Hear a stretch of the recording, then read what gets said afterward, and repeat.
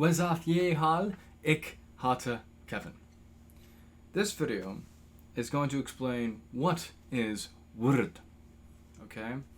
A lot of people into Germanic paganism are aware of this term and whatnot, but this video will go into what it actually means. You know, looking at the Anglo-Saxon dictionary, the Bosworth and Taller dictionary, and piecing it together of what it means and whatnot, and then the explanation of it and whatnot. So a little discourse about it. Okay. So what is Wyrd? What is the mainstream understanding of Wyrd? Now, Wyrd is popularly known as something as fate, as destiny, things of that sort. Further, the word itself is related with the Old English word wyrdan, and wyrdan means to become. In some cases, this word wyrdan could mean to be. In some cases, however, the word wyrdan it also means to become, as in like, let's say I become angry, I get angry. You'd use wyrdan in that context, or this material item became that material item. You'd use wyrdan for that. It changed. It become. In some contexts, it means change into something else, to become or not. So just to make that clear, to become, to. All right. Anyway, moving on. But the word Wyrd itself, what does it mean? The word Wyrd. Yes, it does mean destiny. It does mean fate. But further, it means event. It means condition. It means what happens. It's also used in a very general sort of sense. Oh, this happened, this event happened, or this instance happened, if you will. So, and as well, we have the word ġewyrdelīce, which means historically, or historically or historical. Well, yeah, ġewyrdelīce would be historical, as in like recorded events. All right, so it has that meaning too.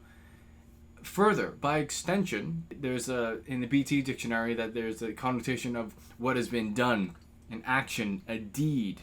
Okay, so I mean, yeah, for events to happen, like they're caused by deeds, if you will.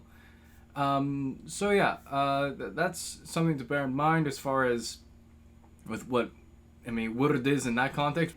And also in some Anglo-Saxon texts, that the word Wyrd is also personified.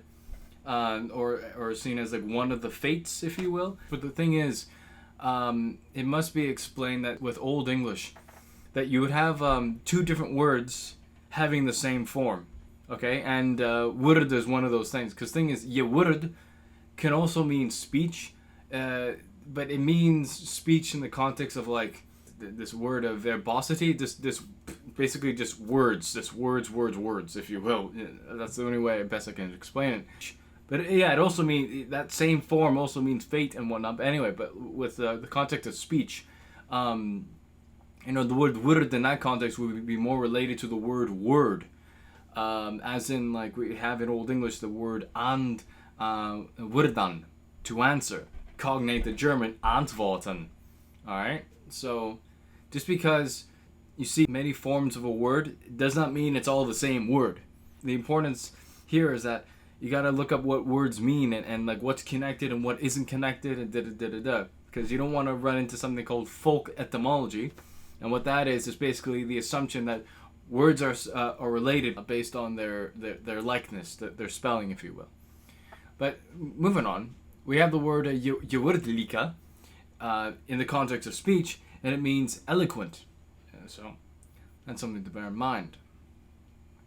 Now going back to Wyrd as in fate. So given, and I say this because with Wyrd, it means event, it means condition, occurrence, as well as what is done, an action and deed. It would make sense to associate it with dharmic karma. Anyway, guys, I hope this clears up any misconceptions about Wyrd. I'll put the links down below where you can look at the entries of the word Wyrd, and so you can get a better understanding of how the word is used and what it actually means as opposed to what some New Ager thinks.